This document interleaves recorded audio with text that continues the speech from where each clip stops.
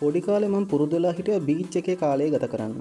ඉතින් අද පාඩම තමයි කවුරු හරි කෙනෙක් අතීත කාලයේදී යම්කිසි ක්‍රියාවක් කරන්න පුරුදු වෙලා හිටියා කියලා ඉංග්‍රීසියෙන් කියන විදිහ. ඉතින් පාඩමත් එක්ක මුලින් ඉඳන්ම රැඳී සිටින්න මේ Spoken EB YouTube channel එකයි.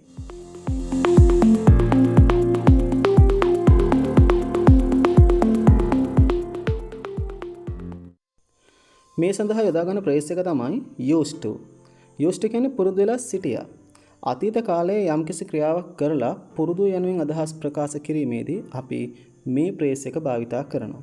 ඉතින් මේක පද පිහිටීම තමයි මුලින්ම subject එක, ඒ කියන්නේ කර්තෘකාරක පදය, ඉන්පසු අපි used to කියන phrase එක යොදා ගන්නවා සහ ඉන්පසුව infinitive verb එක. එහෙම නැත්නම් අපි කියනවා ක්‍රියාපදයේ මුල් ස්වරූපය. ඉතින් මේ පාඩම තුලින් ඕගලන්ට පුළුවන් මේ used to කියන phrase එක භාවිතා කරලා වාක්‍යයක සාමාන්‍ය ස්වරූපය, ප්‍රශ්නාර්ථ ස්වරූපය, නැත යන අවස්ථාව සහ නැත යන අර්ථයෙන් ප්‍රශ්නයක් අහන ආකාරය ඉංග්‍රීසියෙන් කියන්නේ කොහොමද කියලා ඉගෙන ගන්න. මුලින්ම පුරුදු වෙලා සිටියා. ඊට පස්සේ ඔයාලා ඉගෙන ගන්නවා පුරුදු වෙලා සිටියද කියලා කොහොමද අහන්නේ කියලා ඉංග්‍රීසියෙන්. ඉන්පසුව පුරුදු වෙලා සිටියේ නැහැ, ඒ කියන්නේ නැත යන අර්ථය. අවසානයේ අපි පුරුදු වෙලා සිටියේ නැද්ද යනුවෙන් ඉංග්‍රීසියෙන් ප්‍රශ්න අහන ආකාර ඕගොල්ලන්ට ඉගෙන ගන්න ලැබෙනවා. In this lesson, you will learn how to make positive sentences using used to. ඔයාලා මේ පාඩම තුලින් ඉගෙන ගන්නවා කොහොමද සාමාන්‍ය ස්වරූපයේ වාක්‍ය නිර්මාණය කරන්නේ used to කියන phrase එක භාවිතා කරලා. මුලින්ම subject එක, ඉන්පසුව used to, ඉන්පසුව අපි infinitive verb එක, ඒ කියන්නේ ක්‍රියාපදයේ මුල් ස්වරූපය එකතු කරනවා. Look at the first example given here. They used to work hard. They used to work hard. එයාලා පුරුදු වෙලා සිටියා මහන්සි වෙලා වැඩ කරන්න. They used to work hard. Second example is, දෙවෙනි උදාහරණය තමයි he used to smoke at home. He used to smoke at home. ඔහු පුරුදු වෙලා සිටියා දුම් බොන්න ගෙදරදී. ඔහු පුරුදු වෙලා සිටියා දුම් බොන්න ගෙදරදී. Last one. David used to boast with others. David used to boast with others. David පුරුදු වෙලා සිටියා පුරසාරම් කියවන්න අනිත් අය සමග. Look at the next example. බලන්න ඊළඟ උදාහරණය. I used to help the poor. I used to help the poor. මම පුරුදු වෙලා සිටියා දුප්පත් අයට උදව් කරන්න. මම පුරුදු වෙලා සිටියා දුප්පත් අයට උදව් කරන්න. ඊළඟ. She used to call me on the phone once a week. She used to call me on the phone once a week. අය පුරුදු වෙලා සිටියා මට කතා කරන්න සතියකට එක සැරයක් දුරකථනයෙන්. මෙතන මේ once a week කියලා කියන්නේ සතියකට එක සැරයක්. අපි දුරකථනයෙන් කියලා ඉංග්‍රීසියෙන් කියන්නේ on the phone කියලා. Next one. We used to speak English with foreigners. අපි පුරුදු වෙලා සිටියා සංචාරකයොත් එක්ක ඉංග්‍රීසි කතා කරන්න. ඉතින් දැන් ඔයගලන්ට පැහැදිලි සාමාන්‍ය ස්වරූපයේ වාක්‍යයක් එහෙම නැත්නම් positive sentence එකක් කොහොමද අපි නිර්මාණය කරන්නේ used කියන phrase එක භාවිතා කරලා. අපි ඊළඟට කතා කරන්නේ මේ used කියන phrase එකේ අතීත කාලෙන් ප්‍රශ්නයක් අහන විදිය. ඒ කියන්නේ අපි ඉස්සෙල්ලා කතා කරේ පුරුදු වෙලා සිටියා කියලානේ. ඉතින් දැන් අපි කතා කරන්නේ පුරුදු වෙලා සිටියද. ඉතින් මේ සිටියද කියලා ප්‍රශ්නයක් අහද්දී අපි used කියන එකෙන් did කියන එක අපි ඉස්සරහට ගන්නවා. එතකොට use ගම use තමයි අපි යොදන්නේ. මේකට නැදී used එකතු කරන්නේ නැහැ. මොකද used to කියන phrase එක හැදලා තියෙන්නේ did සමග use එකතු වෙලා. ඉතින් ඒක නිසා අපි did පමණයි අපි ප්‍රශ්න අහද්දී ඉදිරියට ගන්න වාක්‍ය මුලක. ඉතින් සාමාන්‍යයෙන් අපි වාක්‍ය නිර්මාණය කරනකොට පුරුදුලා සිටියද කියලා මෙන්න මේ word formation එක තමයි අපි ගන්නෙ. බලන්න පළවෙනියටම අපි එකතු කරන්නේ did. ඊට පස්සේ subject එක. ඉන් අනතුරුව used to. මතක තියාගන්න use කියද්දි ed දාන්නේ නැහැ. මොකද did අපි අරන් තියෙන්නේ ඉස්සරහට. එහෙනම් අපි used to කියන එක විතරයි එකතු කරන්නේ. ඉන්පසු අපි ක්‍රියාපදයේ මුල් ස්වරූපය එහෙම නැත්නම් infinitive verb එක එකතු කරනවා. ඉතින් අපි මෙවැනි වාක්‍ය වලට කියන්නේ interrogative sentences කියලා. ඒ කියන්නේ ප්‍රශ්න අහන වාක්‍ය කියලා. ඉතින් බලන්න මේකේ පුරුදු වෙලා සිටියද? බලන්න මේකේ පළවෙනි උදාහරණය. Did you used to call her daily? Did you used to call her daily? ඔයා පුරුදු වෙලා සිටියද ඇයට කතා කරන්න දිනපතාම?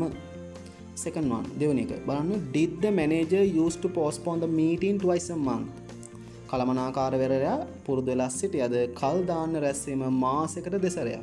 මේ මෙතනදී මාසයකට දෙසරයක් කියන අපි ඉංග්‍රීසි භාෂාවේ භාවිත කරන twice a month කියලා. බලන්න තුන්වෙනි ඡේදය. Did he used to understand reality of the life? ඔහු පුරුදු වෙලා සිටියද තේරුම් ගන්න ජීවිතයේ යථාර්ථය? අපි දැන් ඉගෙන ගන්නේ අතීතයේදී කවුරු හරි කෙනෙක් යම්කිසි ක්‍රියාවක් කරන්න පුරුදු වෙලා සිටියේ නැහැ කියලා ඉංග්‍රීසියෙන් කියන විදිහයි. මුලින්ම අපි බලමු පද පිහිටන පිළිවෙල.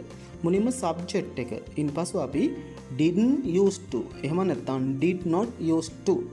ඊට පස්සේ infinitive verb එක ක්‍රියාපදයේ මුල් ස්වරූපය. අපි මෙවැනි වාක්‍ය රටාවට කියන්නේ negative sentences කියලා. ඒ කියන්නේ නැත නර්ථයේ ප්‍රකාශ.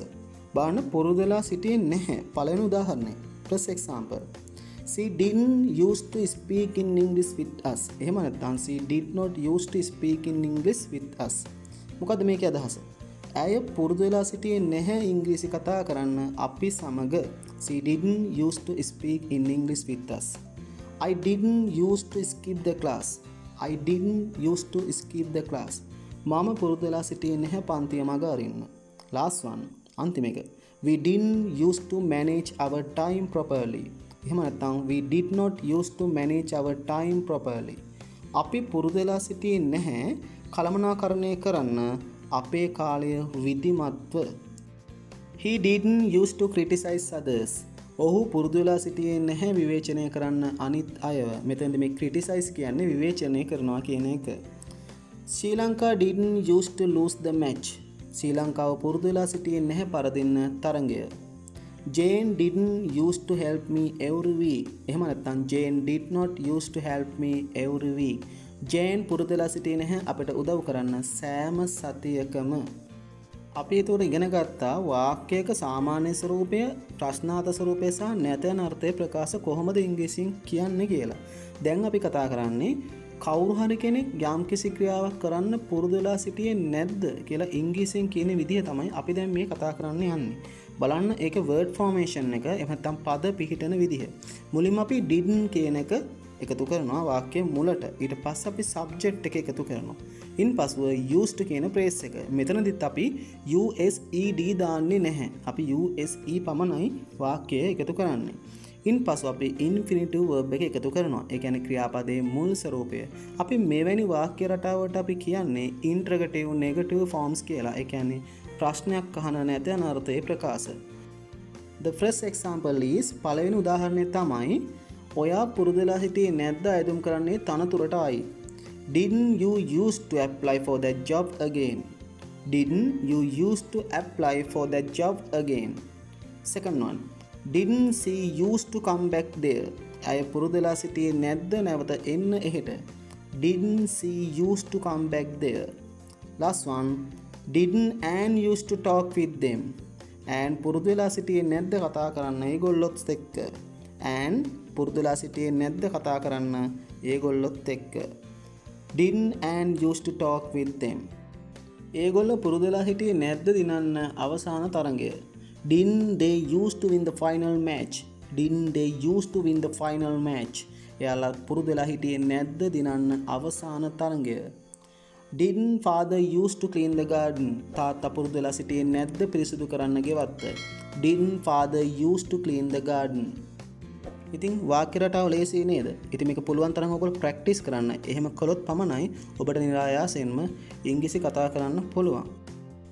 දැන් අපි බලමු ප්‍රශ්නවාචී පද භාවිතයෙන් කොහොමද used කියන phrase එක භාවිතා කරලා වාක්‍ය නිර්මාණය කරන්න කියලා. අපි උදාහරණයක් ගත්තොත් ඔයාලා මෙහෙම කියනවනේ. ඇයි ඔයා පුරුදු වෙලා හිටියේ ඒගොල්ලන්ට බනින්න? ඇයි ඔයා එහෙ යන්න පුරුදු වෙලා සිටියේ? ඇයි ඔයා රෑ වෙනකන් වැඩ කරන්න පුරුදු වෙලා සිටියේ? ඉතින් මේ වගේ used කියන phrase එකත් එක්ක අපි WH questions use කරලා කොහොමද වාක්‍ය නිර්මාණය කරන්නේ? ඔබට පේනවා ඇති මෙන්න මේ WH word එක මුලින්ම අපි එකතු කරනවා. ඊට පස්සේ did කියන be verb එක. ඉන්පසුව subject එක සහ ඉන් අනතුරු අපි used කියන phrase එක එකතු කරනවා. ඉන්පසුව ක්‍රියාපදයේ මුල් ස්වරූපය එහෙම නැත්නම් infinitive verb එක එකතු කරනවා. Why did you used to speak with her? ඇයි ඔයා පුරුදු වෙලා සිටියේ ඈත් සමග කතා කරන්න? Why did you used to speak with her? Second one. How did she used to read books at night? කොහොමද ඇය පුරුදු වෙලා සිටියේ පොත් කියවන්න රාත්‍රියට? With whom did you used to watch TV? කාත් සමගද ඔයා පුරුදු වෙලා සිටියේ TV බලන්න? Where did Nimal used to go in evening?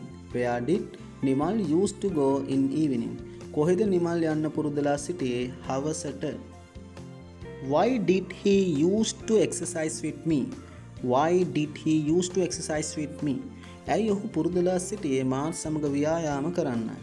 ඇයි ඔහු පුරුදුලා සිටියේ මාත් සමග ව්‍යායාම කරන්න? ඉතින් මං හිතනවා ඔයගලන්ට මේ පාඩම අවබෝධ වෙන්නට ඇති කියලා. මේ වගේම තවත් අලුත් පාඩමකින් නැවත හමු වෙමු. ඔබට සුබ දවසක්.